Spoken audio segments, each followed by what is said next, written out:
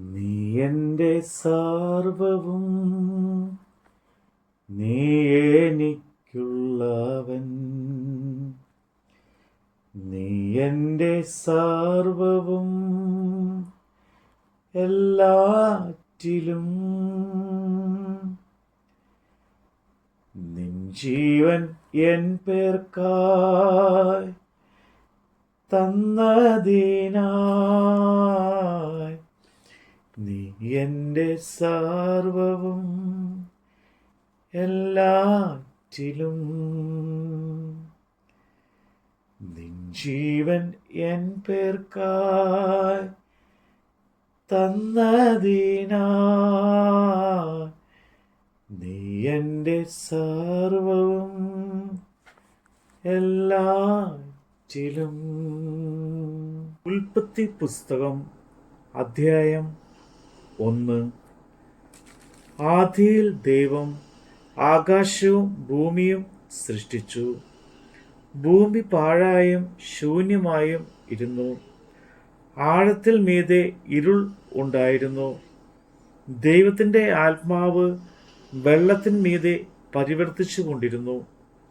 വെളിച്ചം ഉണ്ടാകട്ടെ എന്ന് ദൈവം കൽപ്പിച്ചു. വെളിച്ചം ഉണ്ടായി. വെളിച്ചം നല്ലത് എന്ന് ദൈവം കണ്ടു.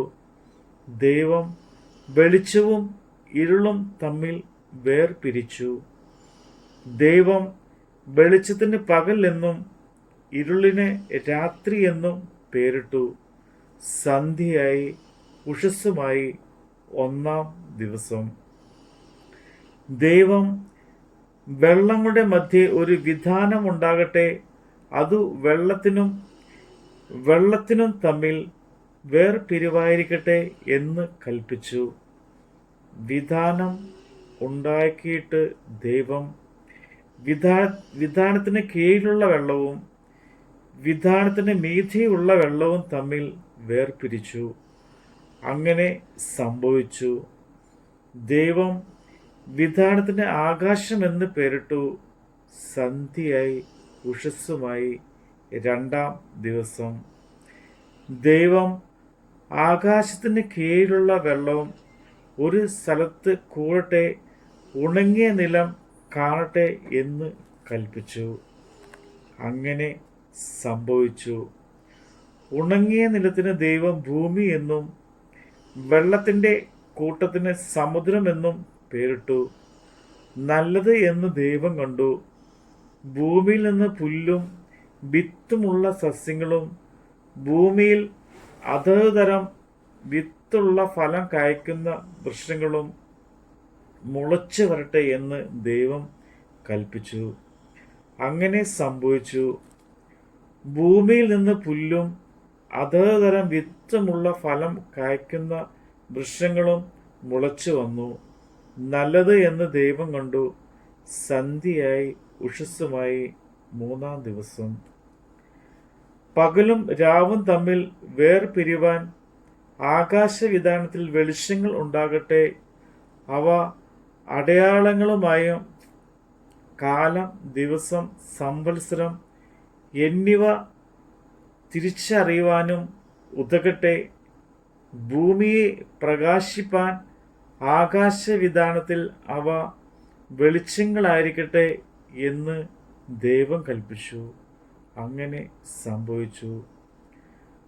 പകൽ വാഴേണ്ടതിന് വലിപ്പമേറിയ വെളിച്ചവും രാത്രി വാഴേണ്ടതിന് വലിപ്പം കുറഞ്ഞ വെളിച്ചവും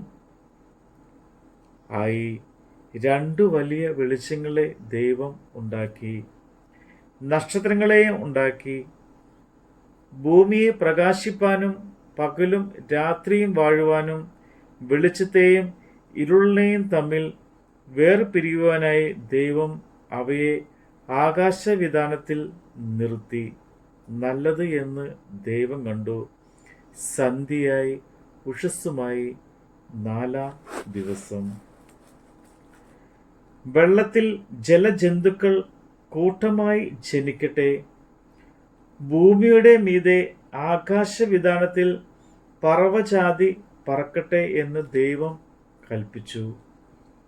ദൈവം വലിയ തിമിംഗലങ്ങളെയും വെള്ളത്തിൻ കൂട്ടമായി ജനിച്ചു. ചരിക്കുന്ന അതത് തരം ജീവജന്തുക്കളെയും അതത് തരം പറവജാതികളെയും സൃഷ്ടിച്ചു. നല്ലത് എന്ന് ദൈവം കണ്ടു.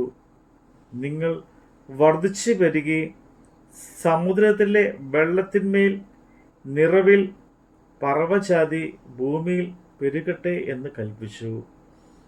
ദൈവം അവയെ അനുഗ്രഹിച്ചു. സന്ധ്യയായി ഉഷസ്സുമായി 5-ാം ദിവസം അതത് തരം കന്നുകാലി, ഇഴച്ചാതി, കാട്ടുമൃഗം, ഇങ്ങനെ അതത് തരം ജീവജന്തുക്കൾ ഭൂമിയിൽ നിന്ന് ഉളവാകട്ടെ എന്ന് ദൈവം കൽപ്പിച്ചു. അങ്ങനെ സംഭവിച്ചു. ഇങ്ങനെ ദൈവം അതത് തരം കാട്ടുമൃഗങ്ങളെയും അതത് തരം കന്നുകാലികളെയും അതത് തരം ഭൂചര ജന്തുക്കളെയും ഉണ്ടാക്കി. നല്ലത് എന്ന് ദൈവം കണ്ടു. അനന്തരം ദൈവം, നാം നമ്മുടെ സ്വരൂപത്തിൽ നമ്മുടെ സാദൃശ്യപ്രകാരം മനുഷ്യനെ ഉണ്ടാക്കുക. അവർ സമുദ്രത്തിലുള്ള മത്സ്യങ്ങളുടെ മേലും ആകാശത്തിലുള്ള പറവജാതി മേലും മൃഗങ്ങൾ മേലും സർവഭൂമിയിൽ മേലും ഭൂമിയിൽ ഇഴയുന്ന എല്ലാ ഇഴജാതി മേലും വാഴട്ടെ എന്ന് കൽപ്പിച്ചു. അങ്ങനെ ദൈവം തൻ്റെ സ്വരൂപത്തിൽ മനുഷ്യനെ സൃഷ്ടിച്ചു. ദൈവത്തിൻ്റെ സ്വരൂപത്തിൽ അവനെ സൃഷ്ടിച്ചു. ആണും പെണ്ണുമായി അവരെ സൃഷ്ടിച്ചു. ദൈവം അവരെ അനുഗ്രഹിച്ചു. നിങ്ങൾ സന്താനപുഷ്ടിയുള്ളവരായി പെരുകി ഭൂമിയിൽ നിറഞ്ഞ് അതിനെ അടക്കി സമുദ്രത്തിലെ മത്സ്യങ്ങളുടെ മേലും ആകാശത്തിലെ പറവജാതിമേലും സകല ഭൂചര ജന്തുവിന്മേലും വാഴുവീൻ എന്ന് അവരോട് കൽപ്പിച്ചു. ഭൂമിയിൽ എങ്ങും വിത്തുള്ള സസ്യങ്ങളും വൃക്ഷത്തിൻ്റെ വിത്തുള്ള ഫലം കായ്ക്കുന്ന സകല വൃക്ഷങ്ങളും ഇതാ ഞാൻ നിങ്ങൾക്ക് തന്നിരിക്കുന്നു. അവ നിങ്ങൾക്ക് ആഹാരമായിരിക്കട്ടെ. ഭൂമിയിലെ സകല മൃഗങ്ങൾക്കും ആകാശത്തിലെ സകല പറവകൾക്കും ഭൂമിയിൽ ചരിക്കുന്ന സകല ഭൂചര ജന്തുക്കൾക്കും ആഹാരമായിട്ട് പച്ച സസ്യങ്ങളൊക്കെയും ഞാൻ കൊടുത്തിരിക്കുന്നു എന്ന് ദൈവം കൽപ്പിച്ചു. അങ്ങനെ സംഭവിച്ചു. താൻ ഉണ്ടാക്കിയതിനെ ഒക്കെയും ദൈവം നോക്കി, അത് എത്രയും നല്ലത് എന്ന് കണ്ടു. സന്ധ്യയായി ഉഷസ്സുമായി 6-ാം ദിവസം.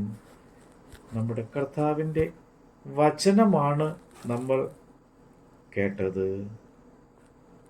തേനിലും മധുരമാ,